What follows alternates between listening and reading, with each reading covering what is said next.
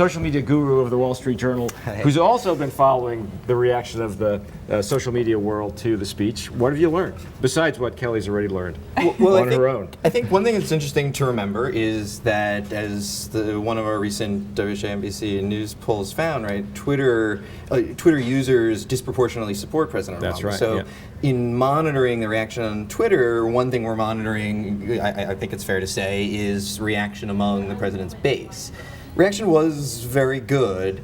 There was a very negative response to the spilt milk joke that did not go over well. That was a dud. Right. I mean, at the same time, it felt as though there was sort of somewhat, people found it somewhat endearing as compared to the Mitch Daniels joke about Steve Jobs' last name. Given that he passed away not even 6 months ago, probably could have been better timed. Exactly. There was not. He didn't get a lot of slack for that, Daniels, that is, but Obama did get slack for the spilt milk joke, though no one thought it was a good joke.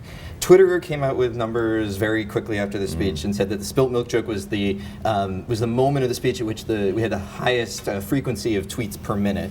I was going to ask, just generally speaking, how much were people on Twitter? How much were they engaged? Yeah, if you measure that way, so just raw number of tweets during the speech, after the spilt milk joke, the moment that really caught people's attention was when Obama was speaking about American innovation and made a Steve Jobs reference himself. That was the other moment, according to Twitter, that there was a real spike. And then in terms of the sections of the speech, education was actually the section of the speech that saw more. And it might have had something to do with that comment about keeping people in high school till they were 18. Maybe it was the student loans. We know that population is very much on Twitter. Yep. Yeah. No. Exactly. And then the other dynamic of the State of the Union this year on Twitter was a number of congressmen on their BlackBerries, on their iPhones, on the floor.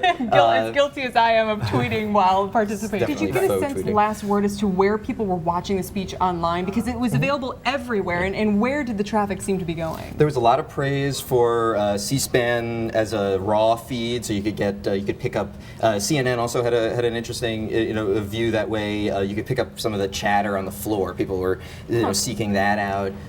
But it was pretty widespread because everyone, ourselves included, had a lot of feed. That's fascinating way to look at it. WHJ.com is best place to watch it, of course. Exactly. Zach Seward. That's it. Does it for our coverage of the State of the Union address tonight. Are you going to be here early tomorrow morning? No, I get the morning off. All right. Well, somebody will be here in the morning. But anyway, thanks for joining us, Zach. Thanks for the insights. And you can tune us all in, or somebody in tomorrow morning at 8:30 on the Hub. This is Jerry Seib from New York.